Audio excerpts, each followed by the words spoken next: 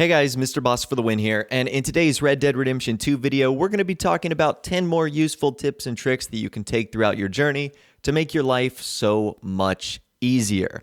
Now, we're going to be starting off with sort of a bonus to today's video.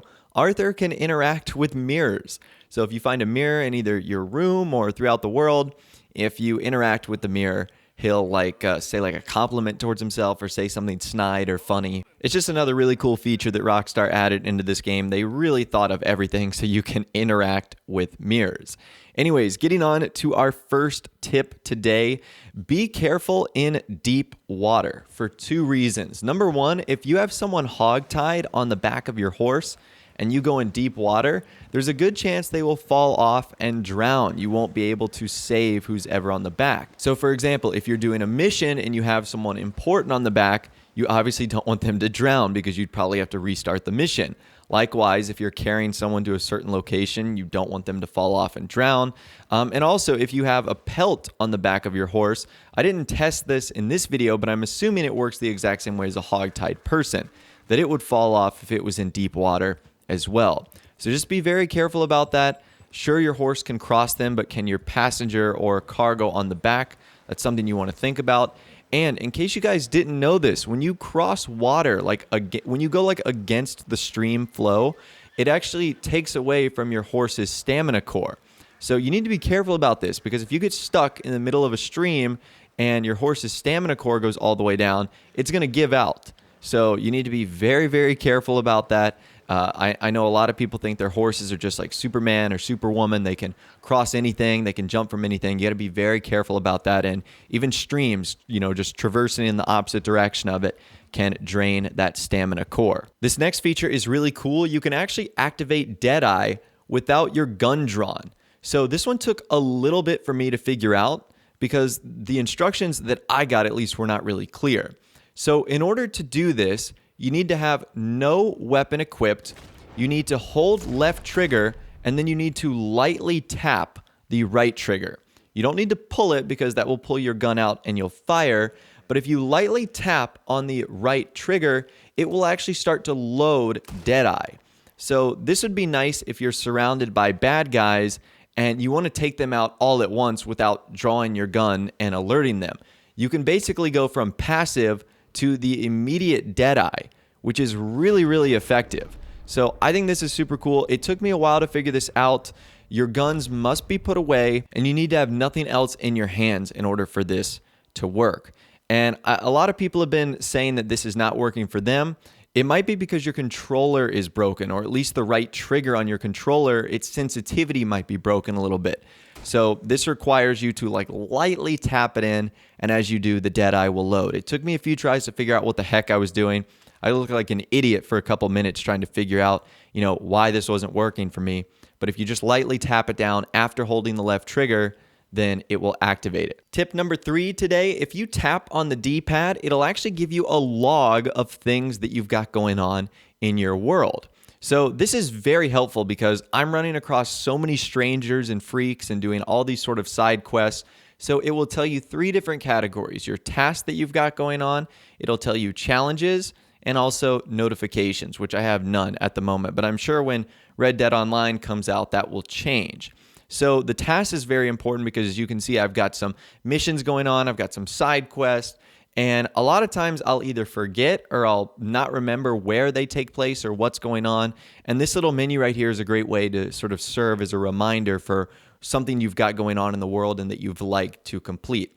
And it also tells you how many you found. For example, this geology for beginners, there's no guessing game. It's how many you found and how many you have left. So I do like that. Take advantage of the log and sort of notification feature on the left-hand side. Tip number 4 today. I'm sure if you were like me until you found out about this, you've just been aimlessly spamming X or A while on your horse. That's actually not the right way to do it. If you tap A or X in sequence with your horse galloping, it'll actually use less stamina in its stamina core. So for me, since I didn't know any better, I've just been mashing down X as fast as I can, trying to go as fast as possible. However, if you tap in rhythm of your horse, like I said, it will use less energy, which is very useful because a lot of times I'll have to stop for, 10 or 15 seconds to let my horse regenerate, or, you'll end up digging into their main stamina core, which is not what you want to do. So I had no idea this was a feature, and now I'm definitely going to be a little bit more alert to that. Number 5 today, if you find yourself at a steep incline and you can't get up it without Arthur slipping, try crouching. If you crouch, it'll actually give Arthur a little bit better balance and he'll be able to walk up the incline. Now, I had a hard time finding an incline that would really work, but I'm sure sooner or later throughout the game, you're going to find yourself in a situation where you need to get up a little bit higher on a cliff and you just keep slipping down. Well, just try crouching. It might allow you to get there without having to take some super long route along the other side or something like that. It's a useful tip. I know it's going to be one that I keep in the back of my head for sure. Number 6 today, hitching your horse is actually really important. If you hitch your horse rather than just get off of it, it will increase its bonding level. You don't have to hitch it to a post. In fact, you can hitch your horse to most things, like a tree, the ground, building posts, stuff like that. It does not have to be a hitching post.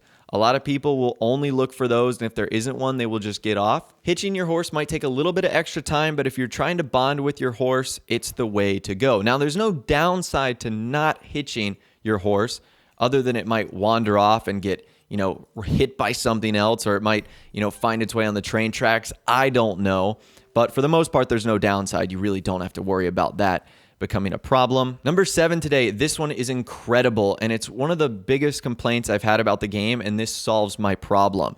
When you're holding down left trigger and you're focusing on someone to either talk to them or intimidate them, if you flick the right analog stick, it will jump from person to person. This is so easy for navigating conversations when people are really close to each other. It's also a great way in which you can focus on specific items in a specific area too.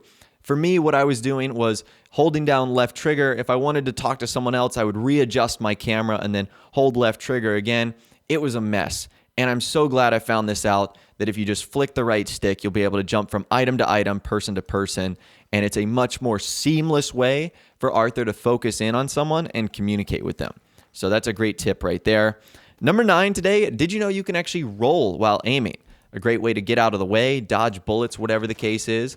While holding down left trigger, if you press square or X, you will actually dive out of the way, which is really cool. You can roll forward, backward, front, left, doesn't matter. If you do it on the mud, Arthur will get very dirty. It's probably the one downside to doing this, is he will become a mess. But I had no idea that you could roll. Whenever I was in gunfights with Arthur, he always felt like sort of a stick, like I couldn't really move him all that well.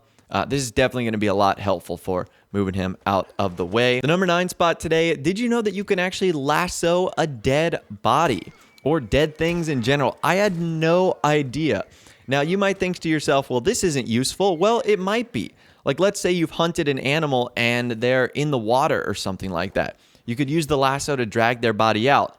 Likewise, if you just happen to murder someone on the road, you can lasso their body to the bushes so that no one sees it or something like that. So I'm sure you guys will find a way to make lassoing dead bodies effective or useful in some way, shape, or form. But that is one way that I found out. And sort of building off of that, at the number 10 spot today, if you need to get rid of a dead body, just find some pigs. If you drop a body in a pig pen or something like that, and this is pretty gruesome, by the way, the pigs will actually eat the body. Ooh, the level of detail there is eerie and creepy.